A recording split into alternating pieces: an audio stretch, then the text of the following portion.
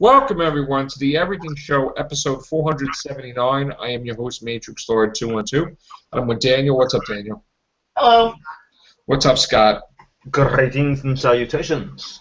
All right, so Daniel brought up some stuff off air about Star Trek. You want to talk about it, being that you sent it to me, Daniel? Yeah. Explain the whole thing, please. I got something here, and it says HitFix sources. Okay. Wait a second. I think it starts here. No, wait. Back. Whatever ended their partnership, Orson and Kurtzman used to be partners. No, they're not. It appears that Kurtzman is still going to be a part of the Trek family as the main creative force behind a new Star Trek television series. Okay. Word from HitFix sources is that this will use the broad ideas of the Kurtzman/Orsi pitch for Star Trek 3. The one that was dismissed. Right. It's gonna, yeah. The rumored storyline dealt with the Enterprise, the Vulcans, and a new alien race, all competing to find a time travel device that would let the Vulcans go back and save their planet. Part of the attraction was the chance to put William Shatner and Chris Pine in scenes together, but it was also a reset button again. And he did it. Again, Daniel's just talking about Star Trek. Go ahead. It allowed them to try some other alternate timeline stories. And it says here, is that where Kurtzman's going to take the TV series? Well, it's possible.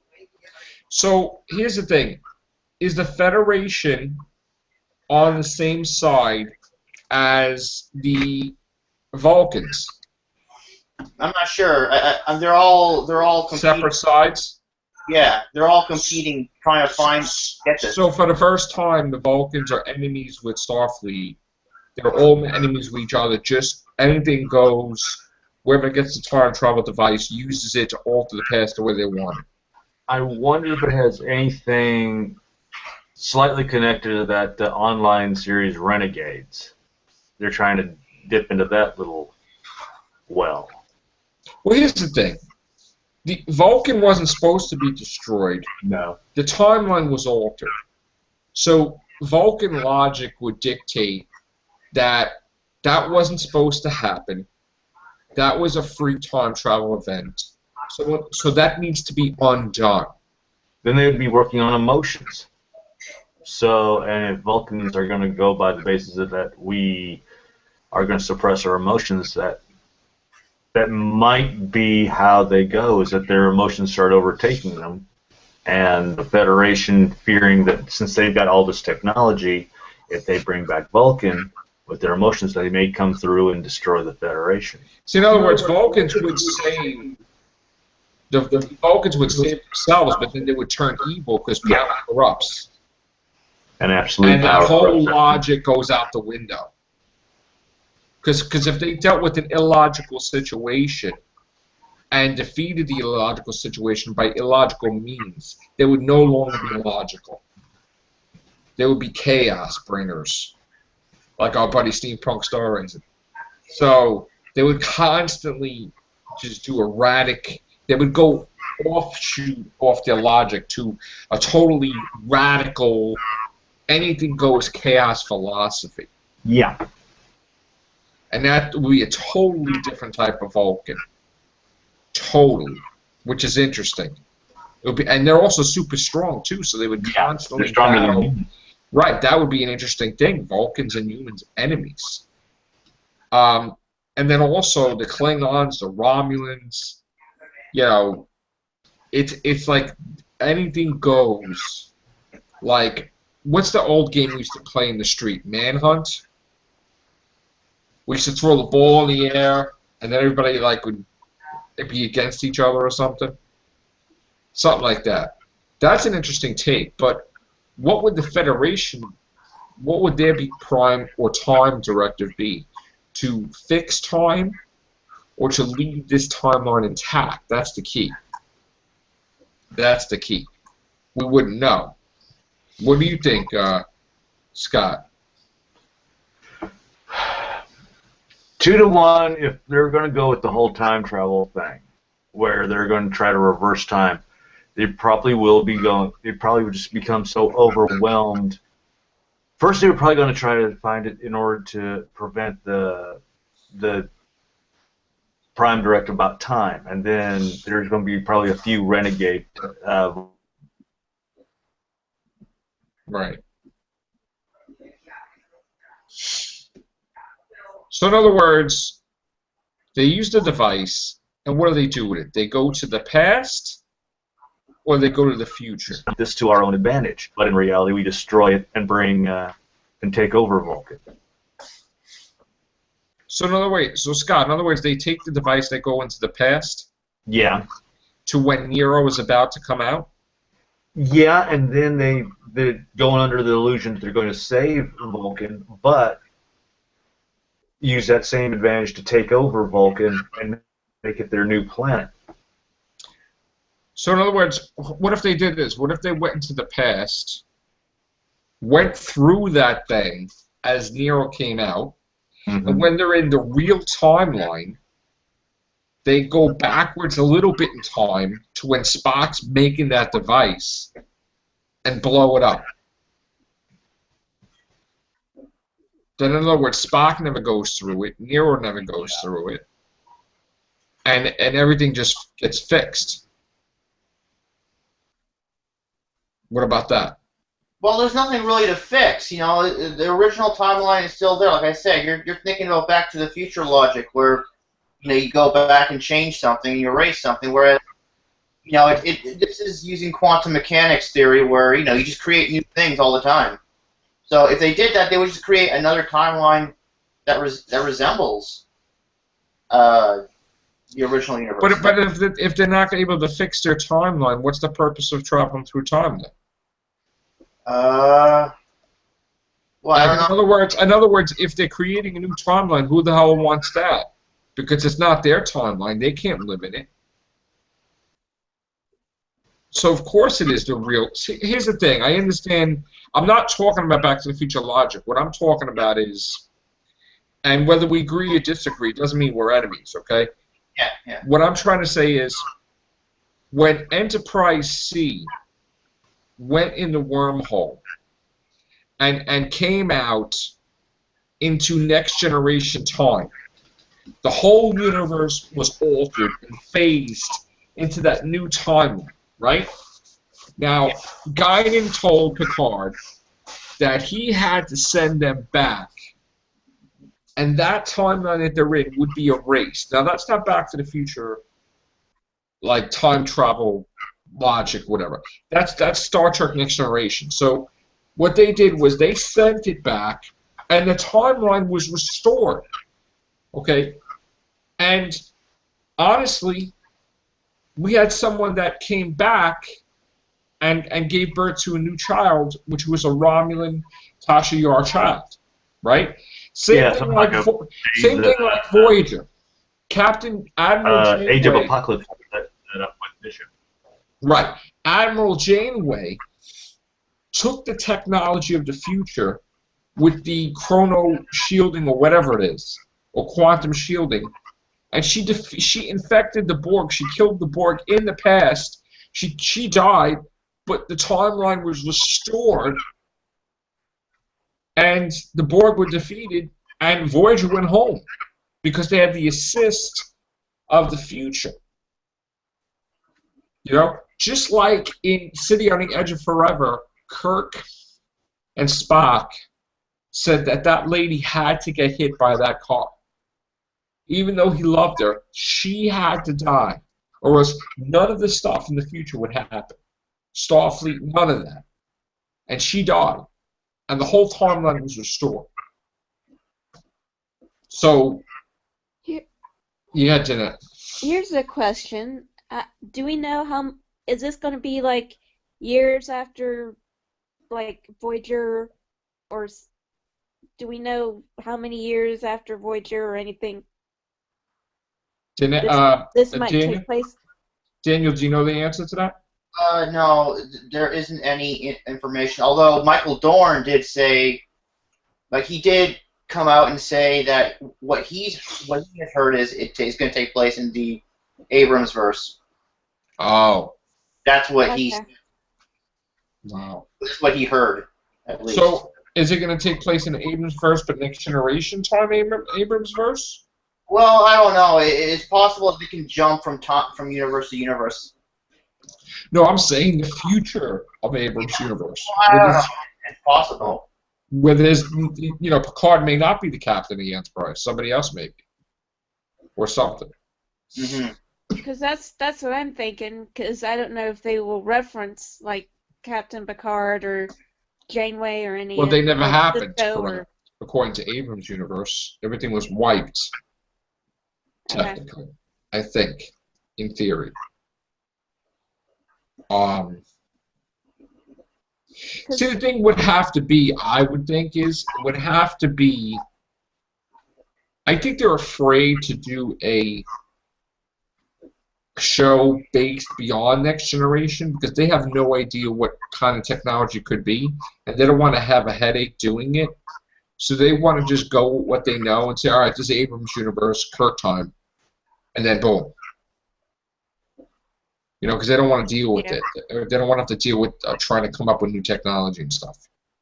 Well, the reason I ask was, I'd like to see something where we get new people, new aliens, just brand new, fresh off the, whatever, new stories. Don't reference any of the old stories because, that was then, this is now, something we haven't seen before. Right. Yeah, let's get something like out of the box. Right. Like maybe we'll have a cocoon alien crew member that lives in a cocoon or something and just like out there stuff. Maybe maybe they'll have an alien that flies or something or whatever, or like originally Deep Space Nine was supposed to have a crew member that flies because she was in a wheelchair on her planet. Like, actually, on her planet she flew through the skies, but then they wound up reusing that character in a different episode. But she was supposed to be part of the original crew of Deep Space Nine, where she flew around and stuff or something like that. She was in a wheelchair, but then she flew around with certain atmosphere things. So, they could just do crazy things, Yeah, they can do all stuff. Let me guess. They didn't do that because of budget, right? Yeah. Yeah, but now they can do so much more stuff. It's so exciting. I know. Because with like CGI and stuff, look at the Flash, Oh yeah. Arrow, all those shows. They do CGI really well. Yes. Yeah. And that could be really good. We all know what the multiverse is now, thanks to the Flash, for example, right? So the Flash is doing the multiverse thing. It could be possible that this new series could do that too. We could be jumping from universe to universe too. Well, we saw the multiverse in Next Generation also. If you saw the Phases episode where Worf was, I think it was called Phases, where he was hopping through different realities. What? And there's different Worfs in different timelines. We did see the multiverse. Yeah. Yeah, but now more people know about the multiverse than back then. Right. Everybody accepts the multiverse because in Ghostbusters they're saying it's another universe, meaning a multiverse. So everybody accepts the theory in all the movies. They're like, oh, it's a different universe. Oh, it's a different Halloween's in a different universe. It's a different Friday the 13th universe, different Chucky universe, different this. That's a common thing with it. It's accepted now. That's the way to explain everything. Why isn't this connected? Oh, it's a different universe. That's it. The other things still happen, but this is another universe. A lot of people do that now. Which, again, I would like to see Star Trek do it, but I would also like... My fan wasn't necessarily that they travel through time, but it was the mirror universe. That was always my favorite thing. Okay?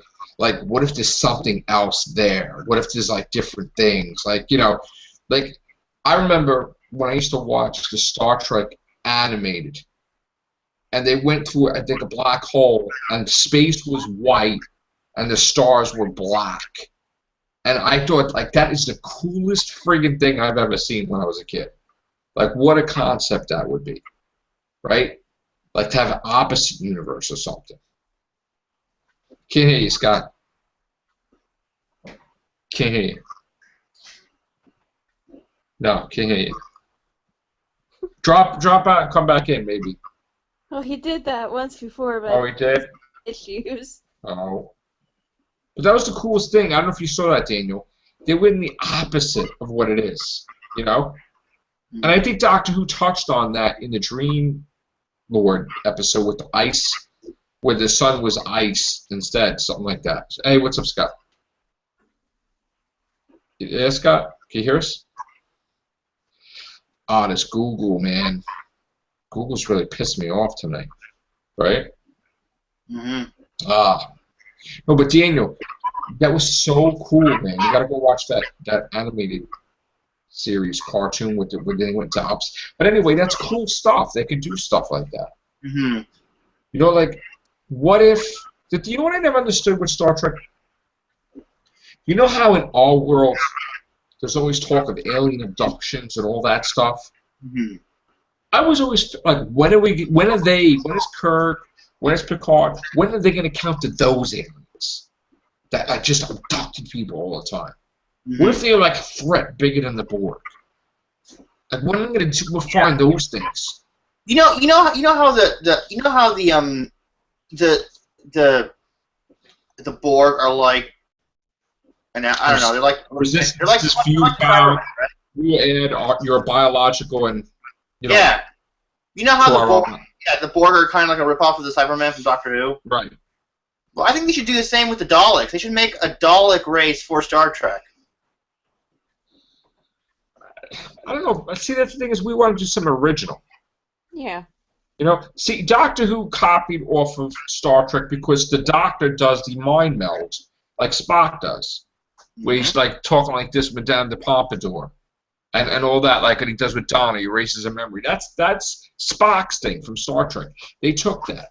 And then the burning of Harold Sachs and the Master, that's like Darth Vader of Star Wars. So they're taking stuff from other things, you know? Because they like that stuff, obviously. They're fans too, you know? But I don't want us... Star Trek doesn't need to... Like George Lucas said, if it wasn't for Star Trek, there probably wouldn't be Star Wars because that made everything possible. And it was always fans like Star Wars is better than Star Trek. And George Lucas flat out said, hey, if it wasn't for them, we wouldn't have anything. So, like, honestly, Star Wars was always right here with coming up with new, innovative stuff that everybody would copy off of. You know what I'm saying? Back in the day, it was always Star Trek. They copied off Star Trek with stuff like that. So, like Star Wars and all that. So, I want Star Trek to do new stuff. I don't want them to copy off Doctor Who. I don't want them to copy off anything. But I mean, come on, they do that. The Borg are like a rip-off of the Cybermen. They should do the same thing with the Daleks. I mean, yeah, but Star Trek's more, you know, Star Trek. I mean, I don't know. I mean, I would love to see a race that just exterminates other races just because they're different. I mean, that would be cool. That would be cool. When you got the Klingons that attack people, they like the Daleks. They just warmongering, battling people, looking for the challenge. How many Klingons challenged Kirk? And it was like, let's go. And it's like they're battling in space. That Klingons were around. You know, Klingons were like the Daleks, even though Daleks came first. But yeah, Scott said, didn't they have something like that in Voyager? Yeah, wasn't it? What was the name of the race that did that? That was the Species A472 or something like that. Yeah. Right? Yeah. So thank you. Yeah. Yeah. So I want to see something completely different in Star Trek. Okay. And this is the thing now. Now it's going to start to be competition because now that Star Trek's going to be back. Everybody else is going to have to up their game. Doctor Who's going to have to up their game. All these things that have to up their game because there's going to be constant competition out there. It ain't going to be Doctor Who's alone now. Star Trek's going to come back. Battlestar Galactic's going to come back. All this stuff's going to come back at the same time. Watch. And then the show is going to get better Oh yeah. They're all Yeah. competing. You They're all- know, That's a good thing. that is a good thing. That is a good thing. Then we'll see the best stuff there is.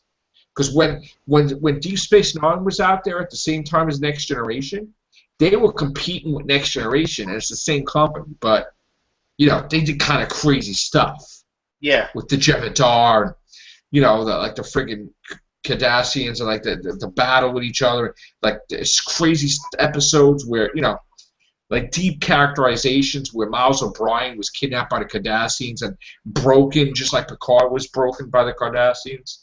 You know, there was like amazing like episodes where Q introduced him to the Borg, Next Generation. You know, Deep Space Nine, they had like really storytelling episodes where Cisco was like this writer that was like in this insane thing. Remember that? That was like really cool. Yeah. Even the baseball episode was like amazing. You know, they had like deep stuff. It was really good stuff. Mhm. And Star Trek had the thing with like, you know, Moriarty with the holodeck, and then he became real. You know, they had all kinds of stuff. Picard was on that planet for like 100 years in the span of like 5 minutes, living out that life. And the Yeah. flu. Yeah. And then Deanna Troi was captured and turned into a Romulan. And Yeah. then she had to battle. I mean, there was so much good stuff. Or one of my favorite episodes is when they were infected and they all degenerated into Ooh. older species. That's the second of my two favorite. Right? The other one was Mass. Sick. And freaking Deanna Troi was like a fish in the water and stuff. It was sick. And I think Data, Picard was like the last one that was going to turn like a bird, right? Yeah. And Data saved it, like right in the end, I think, right? It was like right there. It was crazy. But they had such good stuff. Even like, you know, Voyager, I love Voyager. The problem I have with Enterprise is from always going forward, you know, if you know, it wasn't my thing to go backwards because they ruined Phantom Menace, Mm-hmm. you know, the Star Wars. And in Enterprise, I thought they ruined Star Trek too when they did that because it's like, you know, you got this rope going in space, like this grappling hook, because there's no tractor beam, and I'm like, and they used the transporter for the first time, and I'm like, and it's like it's just so enclosed and small, and I'm like, ew, and like it didn't even have bases. Submarine ride. Right, I was just like, you know, First I don't want to see good. backwards. I want to see forwards. What they should have did was they should have had Archer, the captain of the Enterprise, ahead of Picard or something. Even though I know Archer, he could have played somebody else, whatever. In the future, not the past. I don't want to see any of that stuff. You know? Yeah, they really missed the ball on that one. They could have done that. See, the problem is that that's what wedged the fans against each other. They started doing too much time stuff as well. All the time. To me, if you're going to explore the universe and find new races and show them how they actually met Klingons, met Right. Vulcans, met Romulans, then do it that way. Don't throw in, oh, there's this race over here that's trying to destroy everybody here. If you want to introduce them, fine, introduce them, but don't. Right. Hey, what's up, Chris? Hey, Chris. Hey, Chris. But yeah, Hey, I what's just started watching Enterprise. Chris, we're gonna do this for the next 5 minutes or 10 minutes. We're gonna finish off the Star Trek thing, and then we're gonna do a different everything show based on news. Sure. Just stay in here because we're getting into it. Like the Archer episode where he kept forgetting things, and he was married to Paul in the future, and through the tachyons they travel backwards in time. That was a good friggin' episode. You know, especially when all of a sudden they fly and there's the Nazis and they're like in the past and I mean, I like time travel stuff. Don't get me wrong. But don't do it like every other. But they did it overboard. Like when they started making it like, okay, Archer encountered the Borg before Picard did. Archer encountered the Romulans before Kirk did. Everything that Kirk was in the history books was famous for. My whole thing was Kirk was my idol. So when they crapped on Kirk, as a fan, I was pissed. So I never accepted Enterprise because if you're going to do some of your own show and you're going to make your name for something, don't do it by Kirk's accomplishments. Don't have like Archer's the one that encountered the Romulans before anybody else. Archer's the one that counted. I don't like that. I didn't like it. Okay? It's like what Moffat's doing with Doctor Who. Right, and ultimately the fans rebelled against it anyway, and it got canceled, like way before its time. So that's the whole point. Like, we don't want no more prequel crap. I don't want to go backwards. We go forwards. Now, if you're going to do a prequel thing, then at least do it as an offshoot episode, like an offshoot, and as a different ship. Then. Right. You want to do a prequel? You can do a flashback. Mm-hmm. What happened to the characters, like they do in Walking Dead or whatever. You don't have to like do a whole series where like everybody's so used to like technology and weird stuff, and then you see a rope touching under the ship. You're like, what the hell is that? You know, like nobody liked that. I mean, I like the pilot. Don't get me wrong, but it wasn't even called Enterprise. It was called NX-1. Okay. And if you watch Star Trek: The Motion Picture, that ship never existed, period. That every single ship, even if it was a spaceship or a boat named Enterprise, and that ship never happened. And what they were trying to say was, well, maybe that was an altered timeline because First Contact, the Borg went back in time and made that timeline. And then technically, when you saw the last episode of Enterprise, you think it was all fantasy because, like, it's our timeline, Riker and Deanna Troi. Just thinking that's the way it was because they had no record of it. So that kind of crapped on themselves where they said, they were on yeah, we know it sucks, so we just erased everything. You know? They made it like it was a TV show, which is even worse. It's like a Dallas thing. The whole season, the whole Enterprise was like they could have made that, man. They could have improved on that. Like maybe they were watching the whole Enterprise seasons as like, you know, stories. You know, simulation from this. Well, whatever. I'm getting deep into Star Trek now, which is good. But all right, so we don't know what's going to happen with the new Star Trek series. I am optimistic that it's going to be a future Enterprise with different things going on. Maybe it's the Abrams universe. That would be cool too. Whatever, as long as we get Star Trek back on TV. Yeah. The biggest problem is that we got to pay for it. They're forcing us to buy the all-access thing like Netflix, and I'm not buying two. Mm-hmm. I already have Netflix. I'm not buying a second. Nobody does that. Nobody has Hulu, Netflix, unless you're rich. You're not going to have all these different things just for one show. I mean, as it is, I just got Stars just for Ash. Yeah, same. First Evil of the Dead. I'll probably keep it, but, like, you know, for what, like, it's never been one episode you just spend $10 a month. You know, you spend, like, friggin', you know, hundreds of dollars for like a year. I mean, that's ridiculous. So, I mean, what about you, Daniel? You gonna pay for that every month to see Star Trek? I don't have a credit card, so I couldn't do it, even if I wanted to. We're gonna have to see. We're gonna have to see what's gonna happen. I hopefully that goes away. Chris, you want to add anything to Star Trek? Not really. I'd probably say something wrong and piss a lot of people off. All right. Daniel, anything to add? No. All right, we're going to go into King Kong territory, Kong, with the 480th episode of the Everything Show right now. Thank you, Daniel, for the great article about Star Trek. Scott, Danette, Chris, take care. Bye for now.